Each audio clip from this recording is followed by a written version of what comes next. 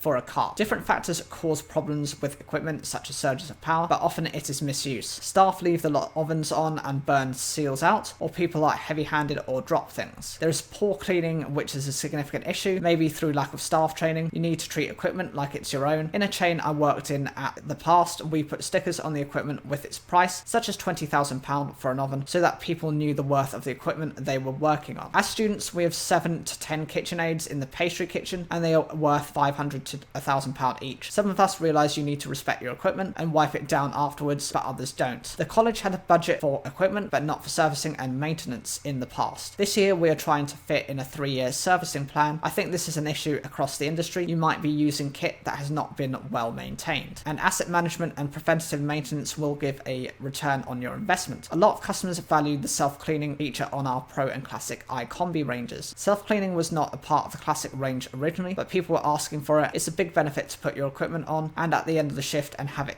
clean itself. What do you think the commercial kitchen will be like in 10 years time? You won't have as many humans in the kitchen in the future. Kitchens will be very automated, with simple things such as cooking rice being done automatically. A chef's place will be to be creative and plate up fine dining. A robot can't take some jobs away. With chocolate, for example, you still need human skill to do the delicate creative side. Chefs didn't come into the industry to do a stock take. I see the equipment of the future bringing the chef up to focus on their skills. The day-to-day elements can be automated. We're going to see kitchens becoming smaller with more multifunctional equipment and on the back of drives to reduce energy and improve sustainability. Chefs can concentrate on the creative side with the equipment working away in the background. It will have to be a balance. If you're eating at a restaurant and you see machines being used, it's not the same experience. And if the chef isn't doing what they love, they won't be happy. Getting hands-on, making the dough and so on is the fun part. Demand and convenience is driving the market, and for that you need automation. When you want a nice meal, you can go to the creative restaurants. Just look at the apps to see the direction we are heading. People can access food at their fingertips wherever and whenever. To be a successful business, you have to go with the majority, follow the data. I think we are going to see new recyclable fuels coming in. There'll be changes in the way we cook. People want standardization and customization, such as vegan options. But we have to tackle sustainability issues too. How is an Uber Eats order of one bag of food, one person sustainable? We're going to see different pressures from government in what we can serve. Energy optimization is a big issue, connecting data from the kitchen to carbon reduction targets. My biggest fear is that technology takes the skills base away, leaving chefs who don't know the basics. Today's commie chef who loses his skills skill to technology is going to be a head chef one day. What are the staffing challenges of the future? Having an environment where you want to work with help the industry with staff retention and sustainability. You haven't always seen that in the kitchens. As an employee, you want the fun part of work, the friendship. If kitchens are not enjoyable to work in, you're more likely to leave the industry. Maybe a business can't pay more, but working practices can make staff want to stay. Technology helps in this aspect. Not having to clean the oven before you get to go home makes it easier. And investing in training and people will stay. We should all be treated equally regardless of gender, and everyone should be given flexibility. Skills levels are going to change drastically. The new T levels coming up don't gear young people to stay in the industry. How do you train chefs in a working kitchen? We've moved a lot of training online. On the culinary side, we do 3 or 4 masterclasses a month with handouts and follow-ups. I base training on getting involved. We train on equipment too, and suppliers will come in. There is a challenge of consistency across multiple sites. There is an opportunity to use technology, maybe through training videos that sit behind a digitized recipe book in the kitchen. The churn in kitchens is the biggest challenge. If a rival is offering 50 pence an hour more, everybody's out. We have to invest in people to make them want to stay. Let them see a career progression. Chefs are very hands-on. I was given a manual at work, but you only learn what you need to know. Don't overload someone with information. In the kitchen, demos are the best way to learn. A lot of people can't process all information in one go. On the job is the best way to learn using common sense. We do a lot of training working with companies. I see the Rational kit as an integral part of the kitchen of the future. At the moment, people don't always go into its intelligence. We are doing more videos on the back of our training, a catalogue for a business to refer to. Technology lets you do so much more, but you need to be able to tailor it to the challenges in your kitchen. And about Rational as it is. Rational was founded in 1973 with the mission to provide customers with the best tool for cooking and reduce challenges with a commercial kitchen operation. It is the leading provider of food preparation equipment with just 2 cooking systems, the iCombi Pro, Combi Steamer, and the iVario multifunctional cooking system. A professional kitchen can prepare everything that a modern menu demands. By combining both Rational appliances,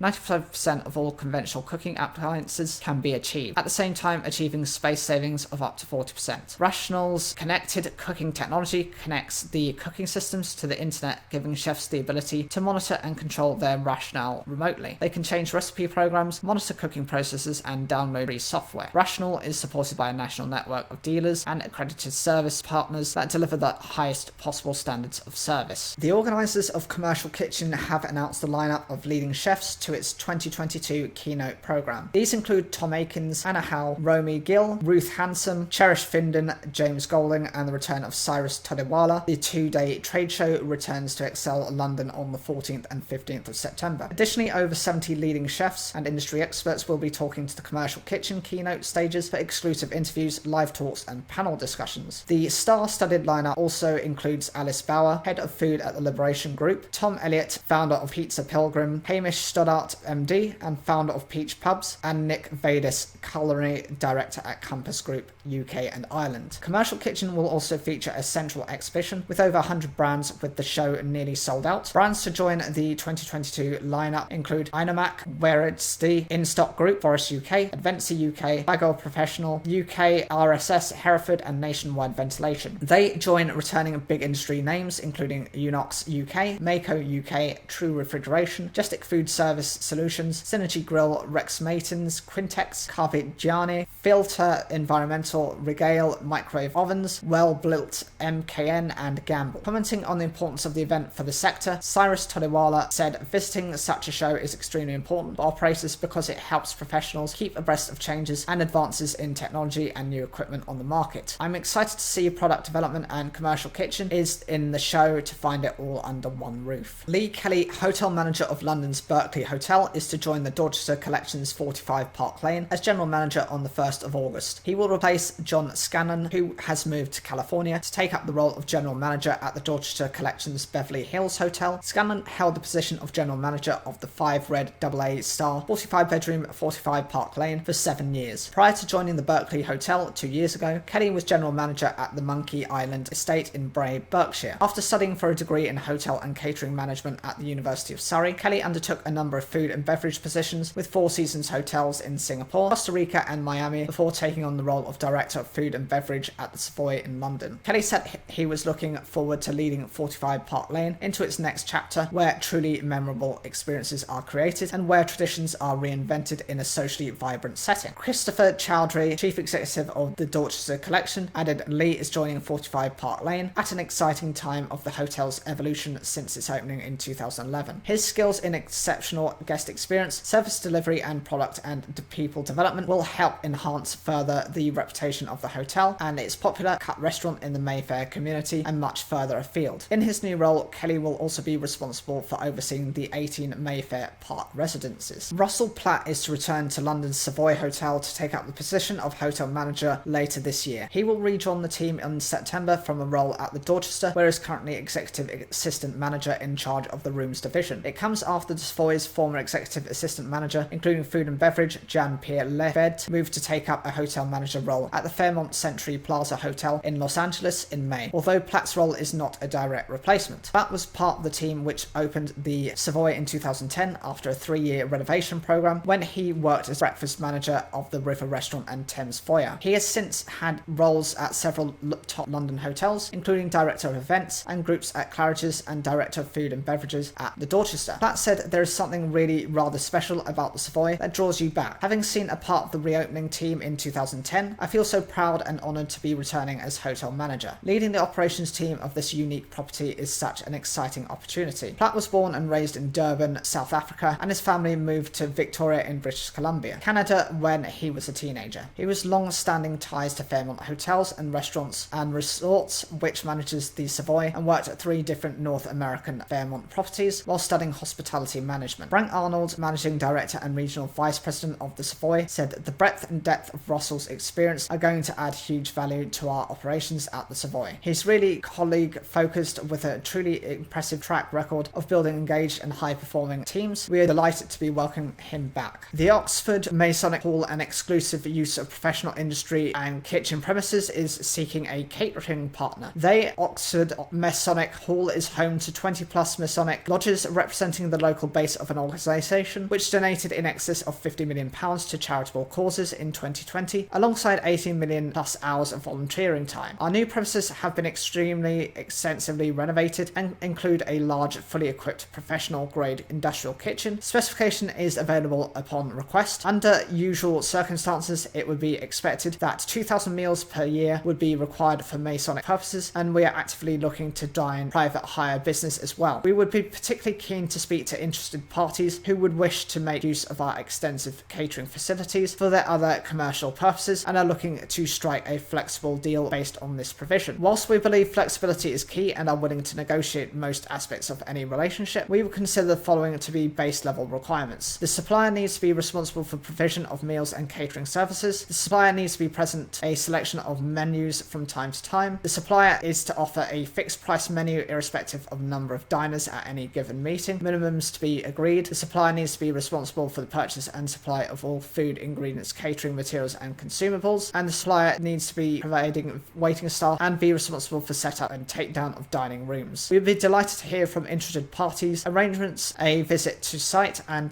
discuss the best way to structure an agreement reflecting both of our requirements. Please visit and contact tom.boardman/western weston at omhc.org.uk and tara.buck@omhc.org.uk with a summary of your experiences. As procurement director at Ulman Hall, Mike Meek has years of experience and insight when it comes to analysing the factors that impact food inflation and what that means for our food prices. Here he takes a look at what can be expected in 2022 and whether prices are likely to continue to climb. Last year, Ulman Hall forecasted the impact of labour challenges and specifically driver shortages, which had an impact on prices and on product availability in 2021. This is something we can expect to see continue in 2022. Storage services and transportation are seen to be providing the largest contribution to the upward surge we've been experiencing of late. You may already be aware that global food prices are now at a 10-year high. Current inflation figures are reaffirming that prices are being pushed up, not just by the storage and transportation we've already touched on, but through a combination of factors globally throughout the entire supply chain. We're seeing that this is having a greater impact on goods than services. The rising global price of energy, surging commodity prices, higher shipping costs are all significantly impacting the annual rate of inflation for goods. In December, the latter reached a remarkable 6.9% and services inflation was at just 3.4%. UK manufacturers have been facing significant increases in input prices. This is what manufacturers pay for goods before any onward processing. The annual headline rate of inflation for manufacturers' input prices is currently at a massive 13.5%. The result? Significant and ongoing increases in the price for which manufacturers then sell their goods, otherwise known as factory gate prices. So what are the global commodity impacts causing this? What do we know about them and what do they mean? La Nina weather event has impacted for 2 years running, causing significant weather changes in different parts of the world. The result is drastic impacts on food production and harvest yields, which then go on to reduce global food commodity inventories. Those inventory levels are important. They provide a protective buffer around food commodity prices, and reduced inventories causes greater price volatility. Almenhall anticipates global food prices have now peaked and are likely to remain static for a time, but at eye-wateringly high levels. For example, food prices in 2021 were 28% higher than 2020, and it's not over. La Nina is likely to continue affecting growing conditions until June 2022. We'll keep you updated around the longer-term knock-on impact of this. The price of fertilizer is also playing its part. Global fertilizer prices, and nitrogen especially, increased by 175%, which is in part driven by the cost of natural gas used in its production. Well documented across the media, and not just in relation to food, rising electricity and gas prices are also making their mark, impacting us all. These are set to increase further still. And what about the role of transportation? We've already mentioned labour and driver factors, but the global impact of transportation is broader than that. Break bulk container prices have exploded to 10 times that of pre-pandemic prices, and whilst there has been a fall from their recent high shipping costs for bulk and break bulk shipments, they are still very volatile. A global shift in spending through less services, expenditures and consumers purchasing more products has created elevated volumes of international shipping trade. This has resulted in port congestion and the lack of availability of goods due to ongoing high demand. What can we forecast when budgeting for 2022 food costs? 2021 concluded with December's annual CPI rate sitting at a lofty 5.4%, and our ongoing analysis anticipates a continued upward trend, which we expect to result in a peak in food inflation in the spring. This may be as high as 7% or more. Customers always have an eye out for new and interesting products. To help you find some new tidbits to add to your offering and pique customers' interest, there are a list of some of the latest and best products that have hit the market for July 2022. So to kick things off, we've got the drinks ranges. This is the Pink Diesel Rosé. It's founded by 2 female entrepreneurs. The Pink Diesel is a rosé from Provence, France, created as an easy drinking blend of sin salt, Grenache and Syrah, light, crisp and dry with notes of honey, peach and citrus tones. It's priced at £9.50 and they're found in 750ml bottles. The second is the Bowl Low Alcohol. This is a new 0.5% ABV sparkling drink. The fermented fizz offers well-balanced acidity and a crisp, refreshing taste. Bowl Rosa is a delicate salmon pink colour with fine bubbles and notes of berries, blackcurrant and herbs, and Bowl Aura has flavours of toasted apple and pear. This is priced at £9.99 at a 750ml bottle. Next we have a Smirnoff Berry Burst. It's their new flavour available from September. It combines the flavours of blueberries and blackberries with a striking bottle design. This is from £16.50 and it's a 70 centilitre bottle. Next we have Sanford Orchards Wild Cherry Cider. This has an ABV of 4% and it's made from English apples and cherries with lots of fruit flavours. Each bottle is £2.70 and it's 500ml. We have the Slingsbury Ready to Drink. It's a Harrogate vodka brand Slingsbury. It's expanded its ready to drink range with the Solo vodka. It's lime and soda with ABV of 6%. You can get them in a 3-pack of £7.50 or a 12-pack at £30. Cane Toad Rum is the Zangorium Group has launched Cane Toad Rum. The range includes supermassive black spiced rum with its powerful Caribbean molasses profile, Ruby Canage Wars Indian spiced rum, and Ruby Eyes chocolate rum, which is made using pink ruby chocolate, priced at £25 per bottle. Mackay spiced rum is made by KBE Drinks, which is inspired by the rich heritage of the Polynesians, with spices including vanilla, ginger, cinnamon, nutmeg, cloves, and tropical fruits. It's priced at £24 per bottle. Next we have some drinks of the canned variety. These are Medherman CBD infused drinks. They're packed with high quality nutritional ingredients that deliver deliver results for consumers looking to stay calm, focused and centered, and they're available from MetaHuman. The range consists of Relax, Recover, Glow, Night and Energy. In terms of new products, we have the Santa Maria Cheddar Cheese Sauce. It's introduced this sauce for food service delivery, ideal for dipping, topping and filling, and a ready-to-go shortcut for baked favorites like mac and cheese, loaded nachos and burgers. So this is probably going to be exclusively for the catering facilities, and I can understand why. If you see the price, it's 3 kilogram resealable bucket. You know, typically you're not going to be using that for a family. It will be for contract catering services. It might eventually get some wholesale elements that you can get it from somewhere like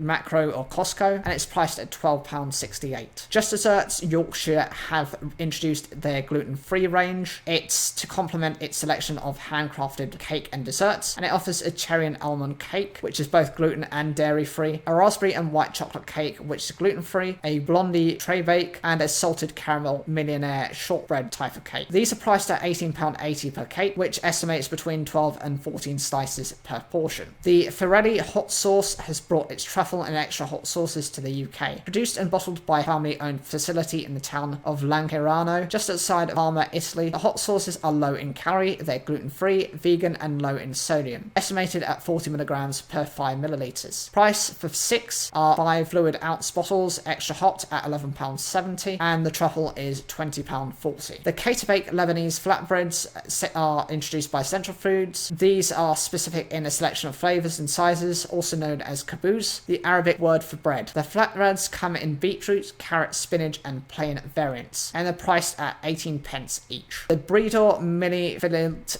croissants are French bakery manufacturer Bridor has brought out mini filled croissants in 4 flavours: cocoa and hazelnut, apricot, raspberry and custard cream. The ready-to-bake products are available in 40-gram formats, with a cost at 25 pence per unit. In terms of new equipment, we have the Fry Station Drawer from Williams. They've introduced this to have the design for frozen storage solutions for frying and grilling stations, available in 1 and 2 drawer versions. The Fry Station Drawer has a variable temperature operation between 1 degree and minus 22 degrees, and it costs from £3,000. Ishiga Skincare is a skincare produced by a Scottish supplier, and they've introduced a capsule collection of nut-free products aimed at spa professionals treating customers with nut allergies. The 2 best-selling products in the range are formulated with almond or macadamia nut oils. So you have your nut-free invigorating body oil 500 millilitres at £51, and a nut-free antioxidant marine cream at 100 millilitres at £38.60. The Hishika Ice Machine is the latest ice machine in their range. It can produce up to 55 kilograms of high-quality Cubelet ice in 24 hours. The absence of moving parts in the stainless steel ice maker reduces wear and tear, while water-lubricated bearings protect the system from clarification and calcification and bacterial contamination at £3,875 per unit. Loughborough College has been named the winner of the UK Young Restaurant Team of the Year, announced at a gala awards dinner at the Skills for Chefs conference last week. The winner's trophy was presented to Loughborough College by Chef Pierre Kaufman and Vicky Anderson, Chair of Judges. The all-female team of Caitlin McGrath, Grace McGreal and Riley Monk cooked and served a 3-course French menu to 4 restaurant guests and additional dishes for the judges. The team was mentored by chef lecturer Darren Creed. Creed said it was a phenomenal performance from the students. They are dedicated and such a pleasure to mentor, and they all put in a great deal of work into this amazing competition. Anderson added, "We had some outstanding dishes at the grand final, worthy of note being the starter from Sheffield College, the main course from City Glasgow College, and the dessert from Eastleigh College. Dishes that could all appear on any award-winning restaurant menu. In the end, it was the consistency over all 3 courses and a fantastic service that gave Loughborough College the overall win." The team will embark on a study tour to Lyon in October that includes a visit to Institute Paul Bocuse. After 31 years at Hobart UK and a decade as managing director, David Riley has announced his retirement from the catering equipment manufacturer and supplier this summer. Joining the company in 1991 as national account executive, the former catering equipment distributor for Gardner Wilkinson Atkinson, sparked the manufacturer's drive to rebuild dealer relations in 2003, starting with the establishment of Hobart Independent, the company's exclusive dealer-focused business. Today, over 70% of Hobart's current sales are through the dealer's sales channel, an accolade Riley is proud to highlight. In 2015, Riley's managerial obligations grew when he became responsible for Hobart's Scandinavian and Benelux business units. Then, at the beginning of 2019, he oversaw the successful reunification of Hobart's cooking and warewash divisions, helping the company leverage valuable new commercial opportunities. During the worst of the pandemic, he was also critical as part of Hobart's business support unit, which saw the company prioritising the needs of vital areas of the NHS, education, food supply chain and emergency services. He comments, "I have thoroughly enjoyed my career at Hobart and I've been extremely lucky to have experienced the many and varied opportunities that have come my way. My overriding memory will be the people and customers I have worked with. A good manager needs a great team around him, and I benefited from this over the years. May I thank each one of them for their support and commitment, and for the many wonderful memories." Rama Social, a new food concept with Japanese flavour and Latin soul, has won Lexington's inaugural casual dining competition. Rama Social were crowned winners at the finals of Lexington's inaugural casual dining competition last week. The concept will be introduced across the business, and as a reward for winning the competition, the team will also enjoy a dinner at a top London restaurant and a masterclass with competition judge and chef Dhruv Baker, founder of Tempest Charcuterie. The winning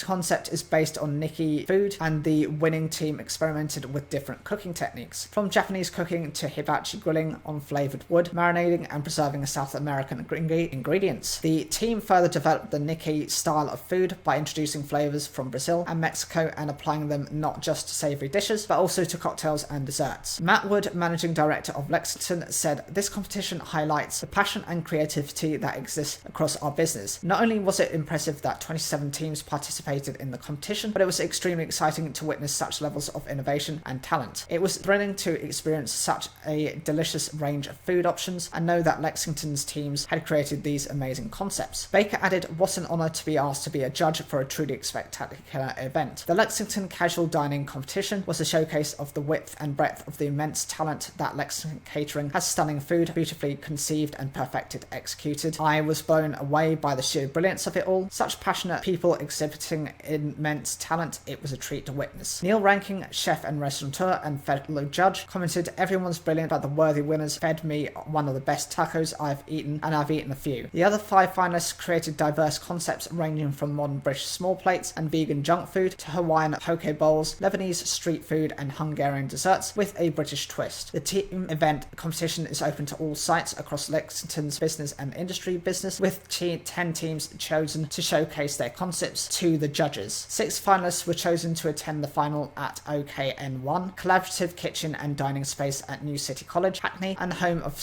Lexington's Chef School. Over 150 clients and guests attended and sampled the food concepts developed by the 6 finalists and voted for their favourite brand, which accounted for 50% of the final score. Each entry had to include food cost of £3 per head, a marketing plan including promotional material, banners, menus and uniforms, a mobilisation plan, a description of equipment from food stands to display materials, recipes for all menu items and supporting photos, materials and ideas. The Academy of Cheese is calling for cheesemongers around the world to enter this year's competition to find the Young Cheesemonger of the Year. The competition, established to promote cheese knowledge and provide career development within the industry, will be hosted at the World Cheese Awards, organised by the Guild of Fine Food in Newport, Wales on Wednesday the 2nd of November 2022. It's free to enter. The competition is open to any cheesemonger under the age of 30, with applicants being asked initially to provide a short biography and submit recommendations for their perfect cheese board. Shortlisted entrants will be invited to attend the World Cheese Awards and compete against their peers across 4 rounds. The rounds will comprise delivery of the rationale behind their initial cheese board selection, a demonstration of their cut and wrap skills, a cheese identification round, and the final master rind quiz about cheeses from around the world. Tracy Coley, director of the Academy of Cheese, explained, "The Academy of Cheese are thrilled to support the search once again for Young Cheesemonger of the Year. It's an award that is completely aligned to the Academy's ethos of championing skills and knowledge within the industry. I hope that in years to come, many more young cheesemongers will develop their passion for the sector through our accreditation program. Previous contestants have gone on to great jobs in the cheese industry, including senior buyer, head cheesemaker, and cheese grader. International contestants are welcome, and all entries are to be submitted by Friday the 9th of September. Romney Bay House Hotel has been snapped up by Harry Crago, the owner behind Canberra Sands pub hotel The Gallivant. The property was sold on a freehold basis off a guide price of £1.9 million and will close for some general improvements before reopening later this summer. Romney Bar House Hotel is located on the seafront in Littlestone-on-Sea, a small coastal village close to New Romney in Kent. The hotel was built in 1929 by Sir Clowell Williams Ellis and has previously welcomed guests including Noel Coward and the Astor family. The property has 10 double bedrooms, all with views to the sea or over Littlestone Golf Course. Since the business was acquired by the previous owners, Lisa and Clinton Lavelle, in 2003, it has received several Caesars in the Good Hotel Guide. Andrew Moore, director in Christie & Co.'s hotel team, who facilitated the deal, said, having known Harry at the Gallivant for a number of years and charged with finding another hotel for him, when I met the owners of Romney Bay House Hotel, I knew he was the person to take on this wonderful opportunity. After viewing the hotel, Harry agreed to buy it straight away, meaning it didn't even make it to the open market. While the business transfers over, it will be closed for some general improvements, but will be reopening late summer 2022, and we look forward to seeing it grow as part of the Gallivant family. The Specialty and Fine Foods Fair returns to Olympia, London on the 5th and 6th of September with 3 stages. The Food for Thought stage, the Taste the Trends kitchen, and the Inspiration Bar, curated by Mixology School, covering a wide range of topics in the world of specialty food and drink. The fair will kick off with a session from Charles Banks of The Food People and Kelly Dowson of Good Sense Research, taking a dive into the latest trends in sustainability and food and drink, followed by an in-depth session with Artisan Food Club's Marcus Carter, Julia Kirkby-Smith of Fridge of Plenty, Holt White's Bakery's Kate Smith, and Jane Robjins of the Broadway Deli and Grocery, as they look at how a personalised customer experience can lead to an increase in total basket spend. Robjins commented, as a long-term visitor and previously also exhibitor, the fair has always been very valuable for me. Now more than ever, it seems it is important to stay on top of interesting and exciting products, brands and developments. The Food for Thought stage will also see a session hosted by WGSN's head of food and drink, Jennifer Creevy, who will be joined by Liam Jones of food sharing app Olio and Olympia London's Avi Short, as they discuss tackling surplus food in the sector. Food waste remains a huge challenge for the food and drink industry, as is measuring our overall progress as an industry, said Creevy. Yet, as we have forecast on WG5SN, there are many exciting innovations that are rising up to tackle this important issue. I'm excited to lead the panel at Specialty and Fine